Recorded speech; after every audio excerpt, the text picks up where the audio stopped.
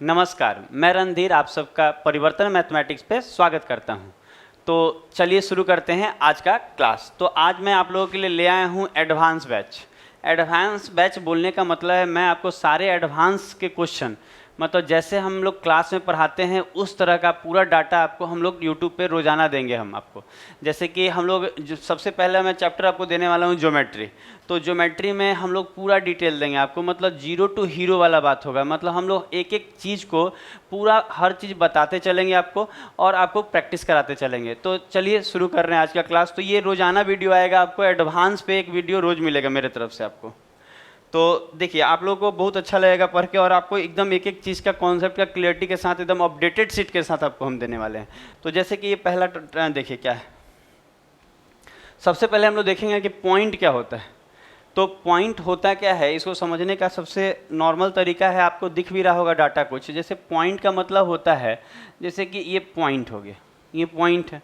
तो पॉइंट होता क्या है, इसके लिए मैंने आप लोगों के लिए 4 डाटा भी लिखा है। इसमें पहला क्या है कि a circle whose radius is 0। आपको मालूम होगा सर्किल क्या होता है, वृत्त होता है। और वृत्त का मतलब क्या होता है आपको मालूम होगा कि एक सर्किल का मतलब ये सर्किल हो गया। और आपको मालूम है वृत्त में एक रेडियस होता है जिसको हम लोग आर से बोलते हैं कि ये आर है। तो हम बता क्या रहे हैं कि पॉइंट क्या है, तो एक ऐसा सर्किल जिसकी त्रिज्या 0 हो। एक ऐसा, हिंदी में भी हम आपको बोलेंगे, ऐसा मत सोचिएगा कि यहाँ अंग्रेजी लिखा है तो हम लोग अंग्रेजी में हम आपको पढ़ा रहे हैं। बोथ लैंग्वेज में रहेगा, आपको अंग्रेजी भी दिखेगा, आपको हिंदी भी बोलेंगे, और हिंदी में भी रहेगा क्वेश्चन, सभी में बाइलिंगुअल रहेगा। तो आप चिंता नहीं कीजिएगा उसका। जैसे कि एक ऐसा वृत्त जिसका रेडियस क्या हो, 0 हो। इसका मतलब देखिए एक वृत्त बनाया है, इसका ये रेडियस होता है और इसी चाप पे एक सर्किल बन जाता है घूम के।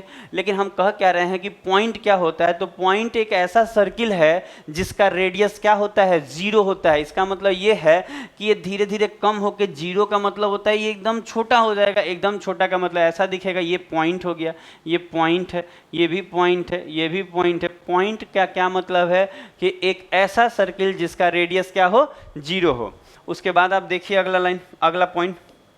जैसे कि अगला पॉइंट में आप अगर ध्यान देंगे तो अगला पॉइंट में लिखा हुआ है क्या, it has no length no breadth. यहाँ ब्रेथ यहाँ चौड़ाई होगा, ब्रेथ यहाँ स्पेलिंग ठीक कर दे रहे हैं आपको, ये BREADTH ब्रेथ देखिएगा।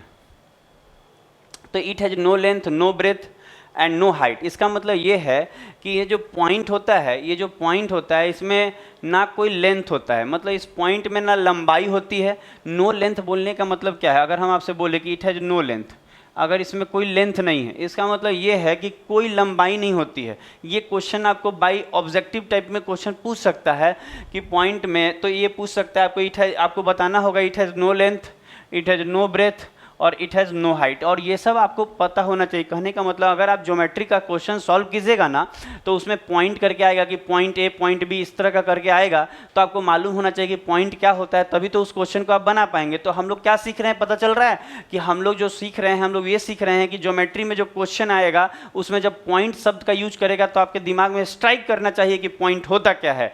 जैसे कि देखिए it has no length, it has no breadth और इट हैज़ नो हाइट, मतलब इसमें ना लंबाई होती है, ना इसमें चौड़ाई होती है और ना इसमें ऊंचाई होती है। अब अगला पॉइंट देखिए, लिखा है कि ये 0 डायमेंशन फिगर होता है। तो जब जिस किसी में ना लेंथ होगा, ना ब्रेथ होगा, ना हाइट होगा, जब ये तीनों चीजें नहीं होंगी तो होगा क्या, 0 डायमेंशन फिगर होगा। आप जानते हैं, आप पढ़े हुए हैं कि आप क्या जानते हैं डायमेंशन के बारे में। आप देखें 2D फिगर, 3D फिगर, आप लोग मूवी भी देखने जाते होंगे तो नहीं होता 3D मूवी है।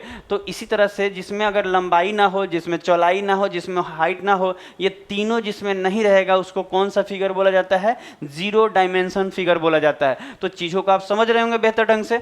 चलिए अगला पॉइंट पे जाते हैं। लिखा है ईच पॉइंट है यूनिक लोकेशन, मतलब कहना चाहता है कि जो हर पॉइंट होता है इसका यूनिक लोकेशन होता है। इसका मतलब ये है कि एक बार हम यहाँ पॉइंट दे दिए तो अब इस पे दोबारा इस पे पॉइंट नहीं पड़ेगा, इसका अपना एक लोकेशन होगा। दूसरा पॉइंट देंगे तो आप एक और दे दीजिए, इसका अलग लोकेशन होगा, इसका अलग लोकेशन होगा।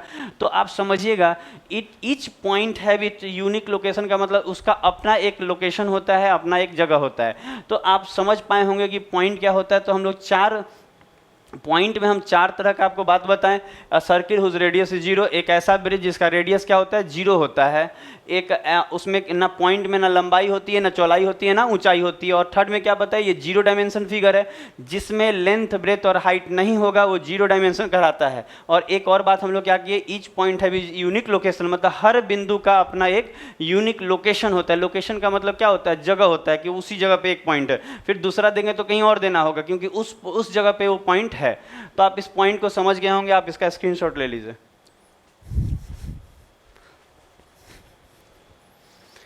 तो हम लोग नेक्स्ट टॉपिक पे जाएंगे, और ये सब इंपॉर्टेंट है। ज्योमेट्री में हम आपको एक से एक क्वेश्चन कराएंगे, पर अगर आपको ये अगर बेसिक नहीं मालूम होगा तो मज़ा नहीं आएगा। तो पहले आप चीज़ों को समझते चलिए, और एकदम अपडेटेड क्वेश्चन के साथ आपको कराने वाले हैं ये पूरा। और हर दिन वीडियो आएगा आपको ज्योमेट्री का। जैसे कि देखिए ये type of point, type of point का मतलब होता है कि पॉइंट कितने तरह के होते हैं। तो आप देखिए 2 तरह का हम लोग बात कर रहे हैं, इस पर ध्यान दीजिएगा। जैसे कि सबसे पहला बात, ये पॉइंट के इस पे समझाते हैं आपको कि कोलिनियर क्या होता है। इसको जानना जरूरी होता है, क्योंकि कोलिनियर और नॉन कोलिनियर वाले क्वेश्चन हमारे एग्जाम में आते हैं और उसमें पूछे जाते हैं।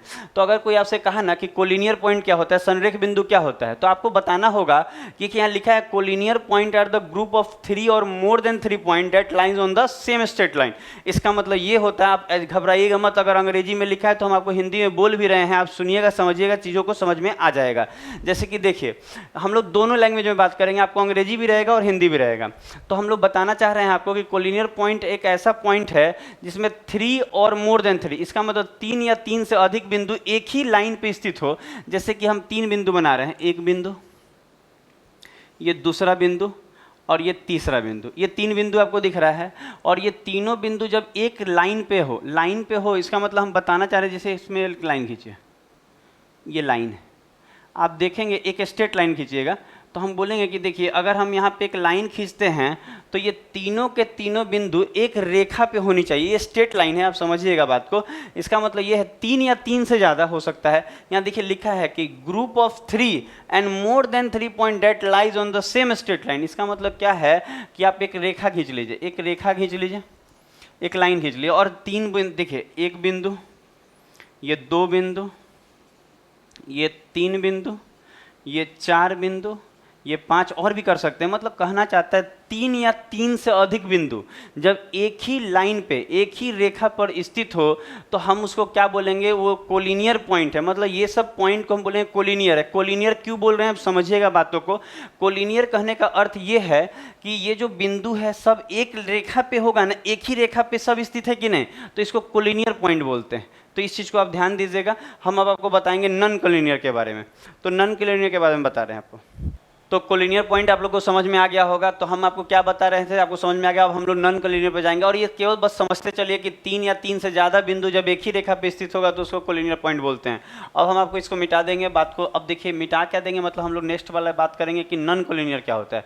जैसे कि कोलिनियर आप समझ गए, अब आप समझिए कि नॉन कोलिनियर पॉइंट क्या होता है। नॉन कोलिनियर पॉइंट क्या होता है, इसका मतलब इसमें देखिए लिखा होगा कि non collinear points are the group of 3 और more than 3 point that doesn't lie on the same straight line. इसका मतलब ये है कि एक ऐसा 3 या 3 से ज़्यादा बिंदु जो एक रेखा पे स्थित ना हो। जैसे कि अगर हम बनाएं यहाँ पे, जैसे एक बिंदु यहाँ दे दे रहे हैं, एक बिंदु हम यहाँ दे रहे हैं, और एक बिंदु हम आपको यहाँ दे दे रहे हैं, ठीक है।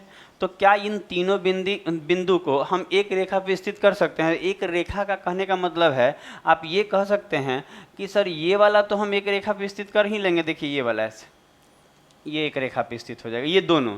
लेकिन 2 पे नहीं बोलता, लिखता है 3 एंड मोर देन 3, मतलब ये तीनों एक रेखा पे होना चाहिए। तो आप देखेंगे कि इसको अगर हम आगे बढ़ाएंगे तो ये दूसरा रेखा एक और खींचना पड़ रहा है इसके लिए। तो हम कह सकते हैं कि इसका मतलब ये है कि ये तीनों बिंदु, जैसे एक बिंदु, ये दूसरा बिंदु और ये तीसरा बिंदु, ये तीनों बिंदु एक रेखा पे नहीं है। यहाँ तो 2-2 रेखा लग गया है बनाने में। इसका मतलब ये है कि एक ऐसा 3 या 3 से ज़्यादा बिंदु जो एक ही रेखा पे स्थित ना हो, उसको नॉन कोलिनियर पॉइंट बोलते हैं। आप समझ रहे होंगे। जैसे कि और बना के दिखाते हैं, जैसे एक पॉइंट, ये दूसरा पॉइंट, ये तीसरा पॉइंट और ये चौथा पॉइंट। अगर हम बोले आपको कि ये तीनों क्या एक रेखा पे स्थित होगा, तो आप खुद बोलिएगा नहीं ये एक रेखा पे तो स्थित नहीं होगा। तो एक रेखा पे नहीं स्थित होने का मतलब देखिए, इसके लिए आपको एक रेखा ऐसे ही देना होगा, फिर यहाँ से दूसरा रेखा देना होगा और ये यहाँ पे तीसरा, तब जाके, और इधर आप कहें चाहें तो इसको भी सटा सकते हैं चौथा। इसका मतलब ये है कि बस हम आपको ये बताना चाहते हैं कि नॉन कोलिनियर पॉइंट क्या होता है। तो आप समझिएगा, नॉन कोलिनियर पॉइंट वो पॉइंट है जिसमें 3 या 3 से ज़्यादा पॉइंट एक रेखा पे स्थित नहीं होता है। इसमें क्या होता है, स्थित होता है और इसमें नहीं होता है। तो इस चीज़ को आप समझ चुके होंगे। अब हम लोग अगला जाएंगे और हम लोग आपको कॉन्सेप्ट ये दिखाते जाएंगे, और एकदम क्लास जैसा हम बोले भी हैं कि आपको जैसे हम लोग क्लास में पढ़ाते हैं वो सारे डाटा आपको इसमें मिलेंगे आपको, और एडवांस का हम पूरा बैच आपको देने वाले हैं, और रोजाना वीडियो आएगा। और देखिएगा, रोजाना वीडियो आने से ये होगा ना कि आप लोग रेगुलर पढ़ाई होते रहेगा। आप रोज आप अपना कॉपी किताब लेके बैठिए, चीज़ों को समझिए, नोट्स बनाते चलिए, आपको बेहतर मजा आएगा। अब देखिए, लाइन्स क्या होता है, रेखा क्या होता है। लिखा हुआ है कि a line is a set of point. इसका मतलब ये है कि रेखा जो होता है वो पॉइंट, देखिए यहाँ पे बना रहे हैं आपको समझाने के लिए, आप चीज़ों को समझते चलिएगा, अच्छा समझ में आएगा। जैसे कि बहुत सारा पॉइंट को, 1 पॉइंट, 2 पॉइंट, 3 पॉइंट, 4 पॉइंट, 5, ऐसे ऐसे ना ढेर सारा पॉइंट को ना एकदम सटा सटा सटा सटा बना दीजिएगा ना, तो इसका कहने का मतलब है ना कि ढेर सारा, देखिए line is a set of point, मतलब लाइन जो है एक सेट ऑफ पॉइंट है। इसका मतलब ये है कि जो रेखा जो बना होता है, ये जो रेखा आप देख रहे हैं बना हुआ, ये रेखा में क्या होता है ना कि पॉइंट से मिलके बना हुआ है। जैसे कि पॉइंट से मिलके बना होने का मतलब है कि अगर हम यहाँ पे सटा सटा पॉइंट दे दे, 1, ये 2, ये 3, ये 4, ये 5, ये 6, ये 7, ये 8, ये 9, मतलब अगर हम सटा सटा पॉइंट दे दे और ये पॉइंट और सब पॉइंट को अगर हम एक मिला दे, तो यही क्या बन जाता है, लाइन। तो लाइन क्या होता है, तो लाइन जो है पॉइंट से मिलके बना होता है, बस इतना समझिएगा। लाइन किससे मिलके बना है, पॉइंट से मिलके बना। और उसके बाद यहाँ क्या दिया है, इट है, ये क्लियर हो गया आपका कि लाइन किससे बना हुआ है, पॉइंट से। अब बोल रहा है इट हैज़ नो लेंथ, इसमें it has only length, sorry it has only length. इसका मतलब लाइन का क्या होता है, केवल लाइन का क्या होता है, इट हैज़ ओनली लेंथ कहने का मतलब है ना कि लाइन में केवल लंबाई होती है, लेंथ होता है। जैसे कि आप चीज़ों को समझिए, यहाँ देखिएगा, मतलब ये लाइन, जैसे मान लीजिए लाइन खींच रहे हैं, तो ये लाइन में आप ध्यान दीजिए, ये लाइन में केवल क्या है, लंबाई है, मतलब ना इसमें चौड़ाई है ना ऊंचाई है, केवल क्या इसमें लंबाई है। तो आप इसको बस बस थ्योरी टाइप का रटिएगा कि इट हैज़ ओनली लेंथ। अब देखिए अगला क्या बोल रहा है, इट हैज़ ओनली 1 डायमेंशन। देखिए अगर लेंथ है उसमें तो एक डायमेंशन तो होगा ही, तो अगर एक लेंथ है, देखिए अगर ब्रेथ रहता है तो लेंथ और ब्रेथ दोनों रहता है तो 2 डायमेंशन कहलाता है। लेंथ, ब्रेथ और हाइट तीनों रहता है तो वो 3 डायमेंशन का रहता है। तो केवल लेंथ है तो 1 डायमेंशन कहाँ आएगा। तो ये तीनों, और एक चीज़ और यहाँ पे आप समझिएगा, एक पॉइंट और हम यहाँ आपको जोड़ दे रहे हैं कि आप इसमें ना इसका फिक्स्ड स्टार्टिंग और एंड पॉइंट नहीं होता है। लिख ले रहे हैं कि it has not fixed starting and and point. इसका मतलब ये क्या कहना चाहता है, चीज़ों को आप समझिए। एंड पॉइंट, यहाँ पे कहना ये चाह रहे हैं कि एक पॉइंट और जोड़ दिए कि it has not fixed starting and and point. यहाँ पे एंड के बाद आप पॉइंट, एंड पॉइंट, मतलब कहने का मतलब ये है कि जो लाइन का स्टार्टिंग होता है, मतलब ये कहाँ से स्टार्टिंग पॉइंट का इसका फिक्स नहीं होता है, ना इसका एंड पॉइंट फिक्स होता है। तो लाइन का ना स्टार्टिंग पॉइंट फिक्स होता है ना एंड पॉइंट फिक्स होता है। इसका मतलब ये यहाँ से आप लाइन खींच रहे हैं ना, तो आप कहीं से लेके कहीं तक जा रहा है, ये सब लाइन ही कहला रहा है। कहाँ से शुरू हुआ कहाँ ख़त्म हो रहा है, इसका कोई नहीं रहता है डिटेल। तो लाइन क्या होता है आपको समझ में आ गया होगा कि line is a set of point, मतलब वो पॉइंट से बना होता है। और it has no only length, इसका मतलब ये है कि इसमें केवल लंबाई होती है, और अगर लंबाई होगा किसी चीज़ में तो उसमें 1 डायमेंशनल वो फिगर हो जाएगा। और लास्ट में एक और पॉइंट क्या ऐड किए कि it has not fix starting and and point. तो इस चीज़ को समझिएगा कि क्या हम क्या बता रहे हैं आपको। और अब और देखिए यहाँ पे, अगर हमको ये शो करना होगा कि देखिए कभी भी ना, मान लीजिए ये लाइन का हमको नाम देना है, तो जैसे हम दे दिए कि यहाँ ये ए है, और ये मान लीजिए कि हम बोल दिए कि ये बी है, ठीक है, ये ए है और वो बी मान लिए। और अगर हम आपसे बात करें कि इसका स्टार्टिंग और इसमें, तो इसका मतलब हम मान लेते हैं कि यहाँ से स्टार्ट हुआ ये है, वहाँ बी है, तो इस लाइन का नाम देना होगा ना, तो एग्जाम में कैपिटल से ही शो होता है, बोलेगा ना लाइन ए बी, और यहाँ पे ऊपर में ना आपको इस तरह का एरो बना देगा। तो आपको समझना होगा कि इससे ये डिनोट होता है, इससे क्या होता है, डिनोट होता है। तो आप चीज़ों को समझ रहे होंगे कि इस तरह का अगर लिखा रहेगा तो आप पढ़ेंगे क्या कि ए बी एक लाइन है, ए बी एक लाइन है। तो इसको आगे बढ़ेंगे हम लोग, इसको आप लोग नोट कर लीजिए। तो चलिए नेक्स्ट टॉपिक पे चलते हैं। हमारा अगला क्या पेज होगा, देखिए जैसे कि ये देखिए, ये लाइन सेगमेंट के बारे में बताएगा आपको। अभी आप लोग जो पढ़े थे, आप लाइन पढ़े थे, और ये क्या होगा, लाइन सेगमेंट हो जाएगा। तो लाइन सेगमेंट क्या होता है, चीज़ों को समझिए। देखिए इसमें लिखा है कि line segment is a part of line. इसका मतलब लाइन सेगमेंट क्या होता है, तो पार्ट ऑफ लाइन है, मतलब लाइन का ही पार्ट होता है। इसका मतलब ये है कि एक लाइन आप खींच लीजिए, ये एक लाइन खींच लीजिए आप, और इस लाइन में आप यहाँ से निकाल लीजिए। मानते हैं कि यहाँ पे आप मान लीजिए कि ये पॉइंट ए ले लीजिए, और ये पॉइंट आप क्या ले लेंगे, बी ले लेंगे। और यहाँ से ये जो ए बी होगा, हम लोग ये जो ए बी बोल रहे हैं, इस तरह से बना दे रहे हैं आपको समझाने के लिए कि ये जो ए बी है, इसी को हम लोग क्या बोलेंगे, लाइन सेगमेंट बोलेंगे। तो लाइन सेगमेंट, चीज़ों को समझिए। इसको लाइन सेगमेंट लिखने का तरीका क्या होगा, ऐसे लिखा जाएगा ए बी, और इसके ऊपर ऐसे लाइन रहेगा। तो हम बोलेंगे ये ए बी क्या है, एक लाइन सेगमेंट है। तो बात समझिएगा। और ये लिखा है it has both end fix, मतलब इसका दोनों इंड क्या होता है, फिक्स होता है। मतलब हम ये बताना चाह रहे हैं कि देखिए यहाँ ए से ये शुरू हुआ है और बी पे ये ख़त्म, तो इसका स्टार्टिंग पॉइंट भी फिक्स है और लास्ट पॉइंट भी फिक्स है। तो हम बोलेंगे ये जो ए बी है, इसका जो है स्टार्टिंग पॉइंट ए है और इन पॉइंट बी है। तो ये कहा जाएगा ए बी एक लाइन सेगमेंट है। क्लियर हो रहा है, जिसका स्टार्टिंग और पिछला वाला में पता नहीं कहाँ है, ये है कहीं होगा ए कहीं होगा बी। तो लाइन में नहीं फिक्स होता है, लेकिन लाइन सेगमेंट में ये फिक्स होता है। तो इसमें ज़्यादा बात नहीं है। लाइन सेगमेंट क्या होता है, तो लाइन का ही एक पार्ट है, और it has both end fix. इसको लिख लीजिए। तो चीज़ों को आप समझते चल रहे होंगे और आपको अच्छा लगेगा। चीज़ों को समझते चलिए, सीखते चलिए, और आप देखते चलिए कि कितना अच्छा आपका एडवांस हो जाएगा। बस आप रोज़ का क्लास देखिए, चीज़ों को समझने का प्रयास कीजिए। अगर कोई चीज़ नहीं समझ में आ रहा है तो उसको रिपीट करके वीडियो बार बार देखिए, आपको एकदम समझ में आएगा।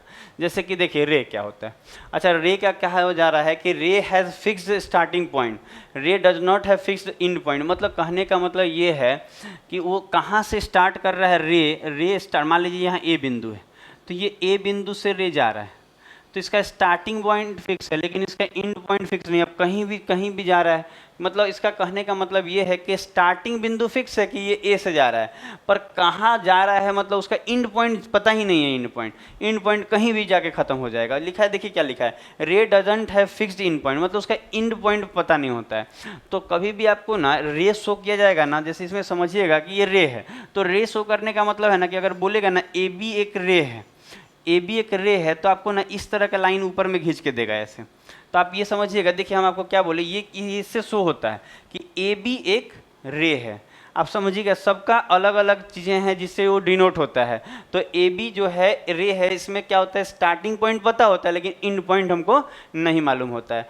तो रे भी आपको समझ में आ गया होगा। इसका भी स्क्रीनशॉट आप ले लीजिए।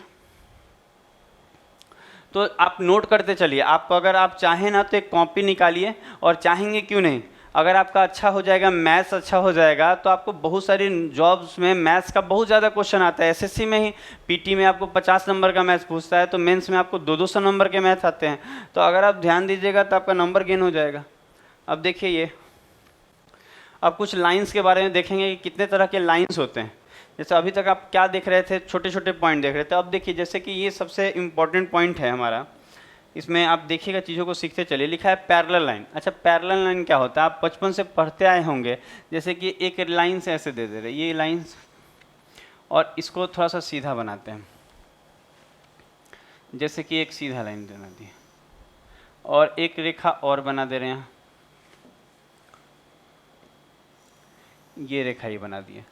तो ये दोनों रेखाएं अगर समानांतर होंगी, देखिए समानांतर में होता है ना, समानांतर मतलब पैरेलल, ऐसे जाएगा। ये अगर पैरेलल लाइन है तो लिखा है कि parallel line has the line that does not intersect or meet each other at any point in a plane. इसका मतलब ये होता है कि ये जो पैरेलल लाइंस होते हैं ना, ये कहीं भी इंटरसेक्ट नहीं करेगा, मतलब ये एक दूसरे को काटेगा नहीं, एक दूसरे को क्या करेगा, काटेगा नहीं, और जब तक काटेगा नहीं तब तक इंटरसेक्ट नहीं होगा कहीं भी, तो इस चीज़ को और मिलेगा नहीं। मतलब ये इसका मतलब ये है कि ये अपना सीधा जा रहा है, ये सीधा जा रहा है, आप देखेंगे ये दोनों कभी भी इंटरसेक्ट नहीं करेगा, ये अपना आगे जा रहा है, ये भी अपना आगे जा रहा है। जैसे कि रेल का जो पटरी होता है आप देखे हैं, वो पटरी जो बना होता है ना, जो सीधा पटरी देखिएगा, जो सीधा पटरी में रहता है, तो जो बना होता है ना उसमें क्या होता है, वो पैरेलल होता है, क्योंकि पैरेलल नहीं रहेगा उसमें ना एकदम कहीं नहीं मिलेगा, आपको मिल जाएगा तो फिर ट्रेन ही गिर जाएगी। तो इस चीज़ को समझिएगा। तो क्या बोल रहे थे कि इसका जो लाइंस होता है, ये वाला पॉइंट आपको समझ में आया कि पैरेलल लाइंस जो होता है वो कभी भी अपने आप को एक दूसरे को इंटरसेक्ट नहीं करता है, और वो कहीं भी एक प्लेन में नहीं मिलता है। तो जब तक इंटरसेक्ट नहीं करेगा नहीं मिलता है। अब देखिए नेक्स्ट पॉइंट लिखा है, they are always parallel and are at equidistance from each other. इसका मतलब कहना चाहता है ये कि ये हर जगह से इक्वल डिस्टेंस होगा। इसका मतलब ये होगा कि जब यहाँ से आप इसको नापेंगे ना, कभी भी डिस्टेंस जो नापा जाता है परपेंडिकुलरली लिया जाता है। तो अगर ये वाला मान लेते हैं ये जो गैपिंग डी होगा, तो आप यहाँ से भी नापेंगे ना यहाँ पे परपेंडिकुलरली, तो इसका भी गैपिंग क्या होगा, डी होगा। इसका मतलब ये है ना कि इनके बीच की ना दूरी फिक्स होती है, कहीं से भी आप नापिएगा, और नापने का तरीका हमेशा परपेंडिकुलर होता है, तिरछा नहीं नापा जाता कोई चीज़ को। इनके बीच का अगर हाइट नापना है तो आपको स्ट्रेट नापना होगा। तो हम बोलेंगे ये सब जो दूरी होगा वो क्या होगा, सेम होगा। मतलब यहाँ अगर डी है तो हर जगह डी ही आएगा। तो यही बता रहा था कि ये equi distance from each other, मतलब दो जो पैरेलल लाइंस होते हैं ना वो एक दूसरे से बराबर दूरी पे होते हैं, बराबर दूरी पे होते हैं। तो ये भी आपको पॉइंट हम बता दिए, तो इस चीज़ को आप समझिए। नेक्स्ट पॉइंट देखेंगे, इसमें लिखा है parallel lines are not intersecting line. तो यही बात है, जब पैरेलल लाइन है दो एक दूसरे को इंटरसेक्ट नहीं करेगी, तो ये भी आपका क्लियर है। अब लिखा है we can also say parallel lines meet at infinite. ये देखिए ये वाला बात जो है ना, ये कहा जाता है ना कि पैरेलल लाइंस ना कहीं इन्फिनाइट में जाके मिलती होंगी, ये चीज़ को आप कह सकते हैं। लेकिन ये पैरेलल लाइंस एक्चुअल में यहाँ पे नहीं मिलेंगी, मिलेंगी भी तो कहीं इन्फिनाइट में जाके, जहाँ आप नहीं जा सकते हैं। देखिए तो अगला इसका आप स्क्रीनशॉट ले लिए होंगे, देख लीजिए इसको एक बार, फिर हम लोग नेक्स्ट पे चलेंगे। तो अगला देखते हैं, ये 6 था आपको टॉपिक, ये देखिए 7वां। तो पैरेलल लाइन समझ गए। अब देखिए इंटरसेक्टिंग लाइन क्या होता है, इसको हिंदी में क्या बोला जाता है, प्रतिच्छेदी रेखा। तो प्रतिच्छेदित रेखा क्या होता है, तो लिखा है when two lines meet at a common point they are known as intersecting. मतलब कहने का मतलब ये है कि जब दो रेखाएं किसी एक बिंदु पर प्रतिच्छेद करेंगी तो कहा जाएगा वो इंटरसेक्टिंग लाइन। इसका मतलब ये है कि देखिए जब दो रेखाएं, मान लीजिए एक रेखा यहाँ से गुजर रहा है और एक रेखा यहाँ से गुजर रहा है, आप देखेंगे कि ये दोनों एक जगह पे यहाँ पे क्या कर गया है, प्रतिच्छेद कर गया, मतलब इंटरसेक्ट कर गया है। तो यही लाइन को इस तरह देखिए, वो अभी जो हम लोग पढ़ रहे थे वो कहीं भी एक दूसरे को काटता नहीं था, एकदम पैरेलल था। लेकिन यहाँ पे क्या है, एक दूसरे को ये काटेगा। तो एक दूसरे को जो काटेगा उसी को बोला जाता है क्या, इंटरसेक्टिंग लाइन, प्रतिच्छेदित रेखा, प्रतिच्छेदित रेखा। तो लिखेंगे देखिए, तो यही चीज को हम बता रहे हैं कि जब दो रेखाएं एक दूसरे को कहीं एक पॉइंट पे इंटरसेक्ट कर देगी तो उसको हम इंटरसेक्टिंग लाइन बोलेंगे। नेक्स्ट पे चलेंगे हम लोग, तो आपको अच्छा लग रहा होगा। नेक्स्ट पे चला जाएगा 7 नंबर से। अब 8वां टॉपिक देखिए, अब ये है ट्रांसवर्स रेखा। अच्छा, ट्रांसवर्स ये लाइंस क्या होता है, देखिए तिर्यक रेखा। लिखा है कि transversal is a line date क्या लिखा है, डेट इंटरसेक्ट टू और मोर देन टू लाइंस। इसका मतलब ये है, कहना क्या चाहता है कि ट्रांसवर्सल लाइन क्या होता है।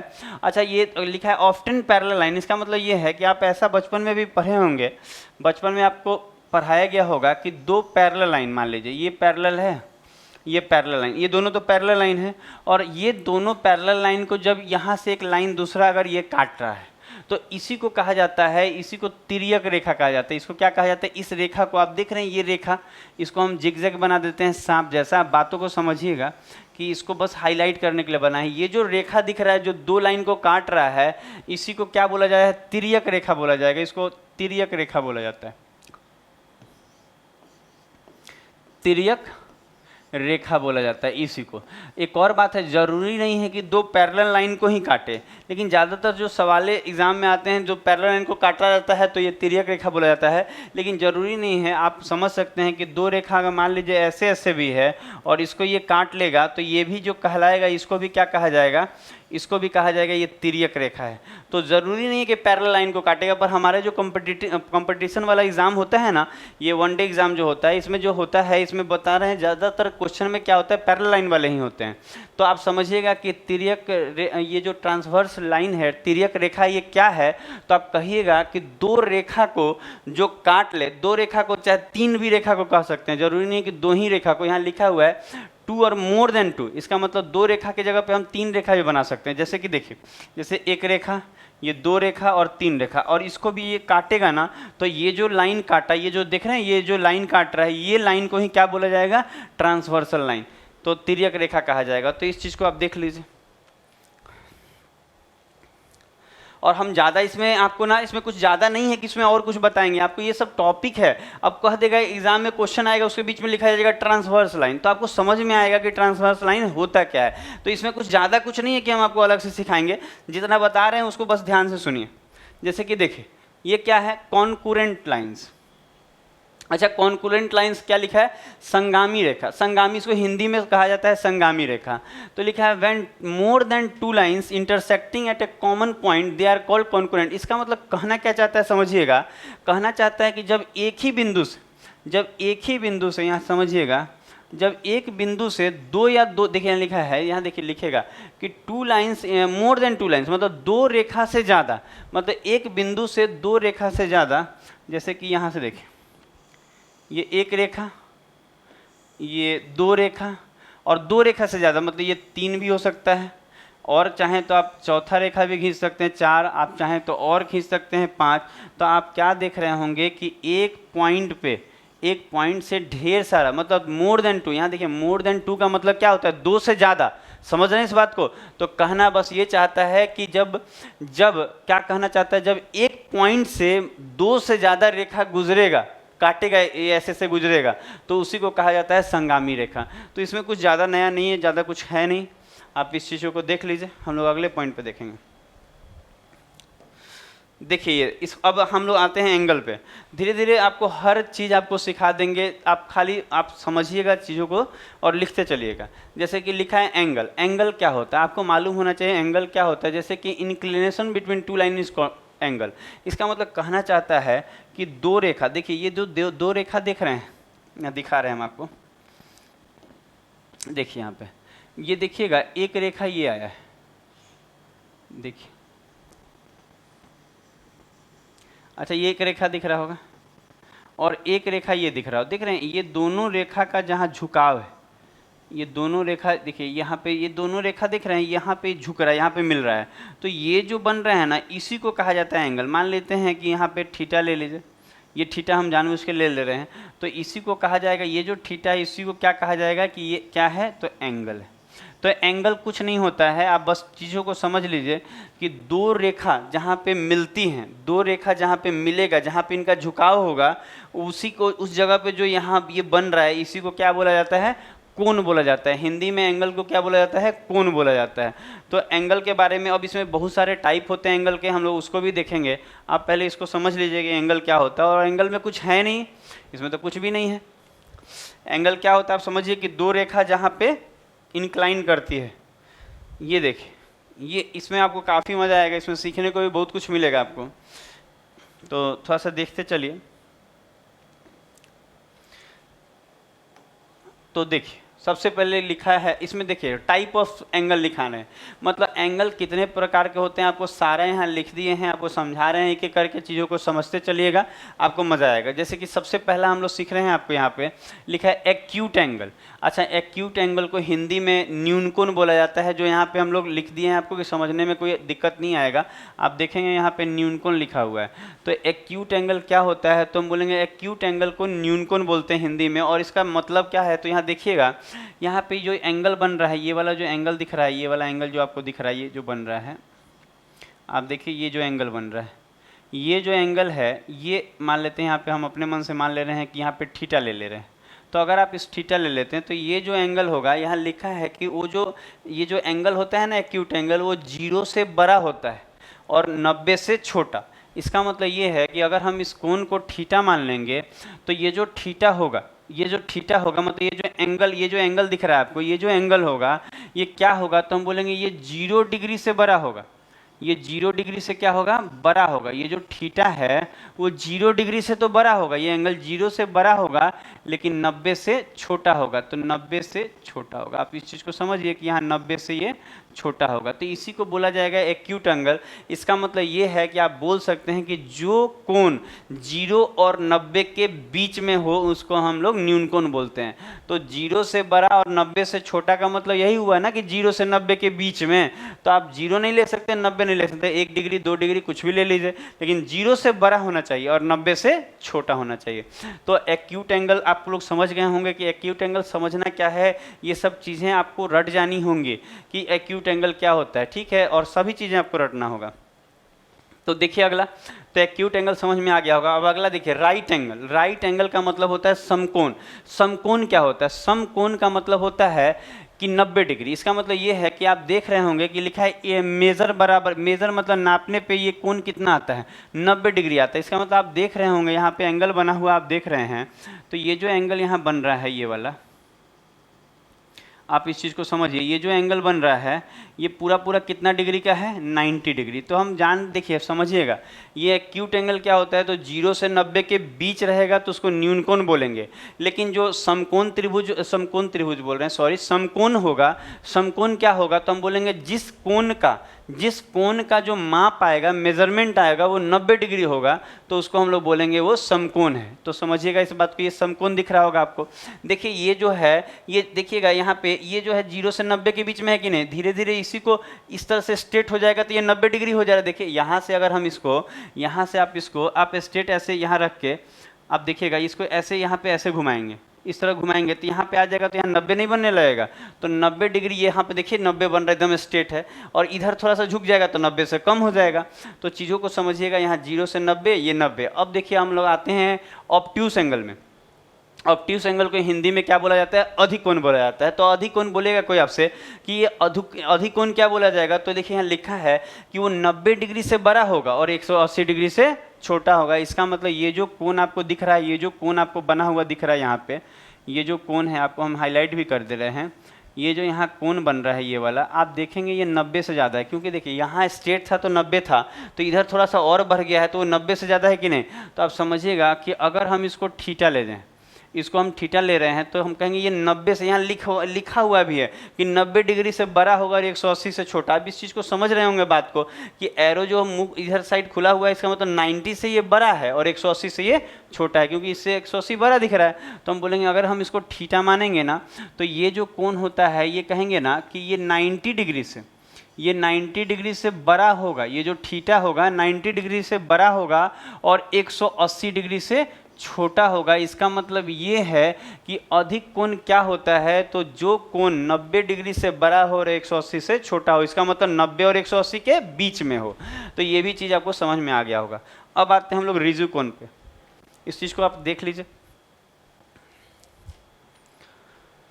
तो ये रिजु कोण क्या होगा, आप ध्यान दीजिएगा। अच्छा, रिजु कोण को ना स्ट्रेट लाइन, देखिए यहाँ लिखा है स्ट्रेट एंगल बोला जाता है, सीधा कोण, आप सीधा कोण भी बोल सकते हैं।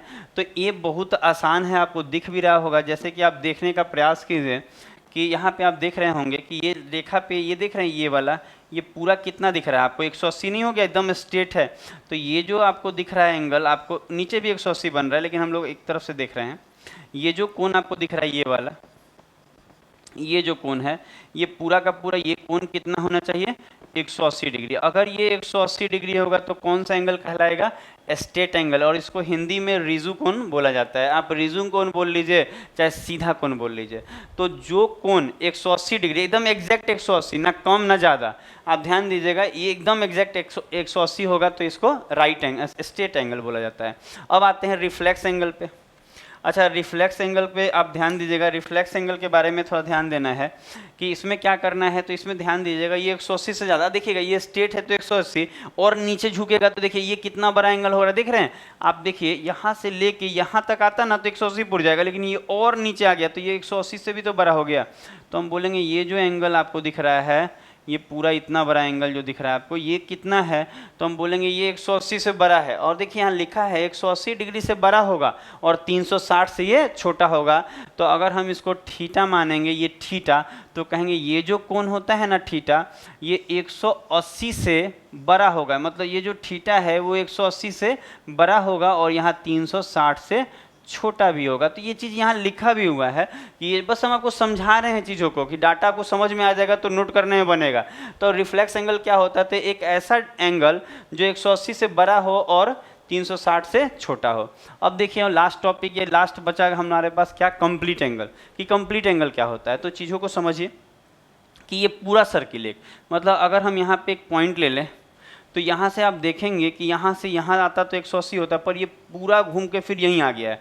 तो ये पूरा एक चक्कर मार लेगा ना, तो इसी को कहा जाता है, देखिए यहाँ लिखा है कि संपूर्ण कोण। संपूर्ण कोण का मतलब ये है कि जो कोण पूरा 360, पूरा एक सर्किल 360 का है, तो आप देखेंगे ये पूरा घूम गया, तो ये एग्जैक्ट कितना हो जाएगा, पूरा 360 डिग्री। तो जो कोण 360 डिग्री का होगा उसको क्या बोला जाएगा, कंप्लीट एंगल। हिंदी में इसको संपूर्ण कोण बोला जाएगा।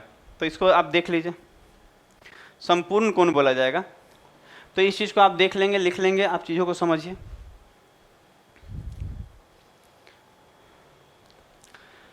तो आज हम आपको ये वाला क्लास में आपको हम क्या किए, बेसिक चीज़ें आपको क्लियर किए हैं कि क्या होता है पॉइंट, लाइन क्या होता है, लाइन सेगमेंट होता है। हम हर चीज़ आपको बताए हैं एकदम अच्छे ढंग से, एक एक चीज़ का हम नोट्स आपको लेके आए थे कि आपको अच्छे ढंग से समझा पाए। तो कमेंट करके ज़रूर बताइए कि ये वीडियो आपको कैसा लगा।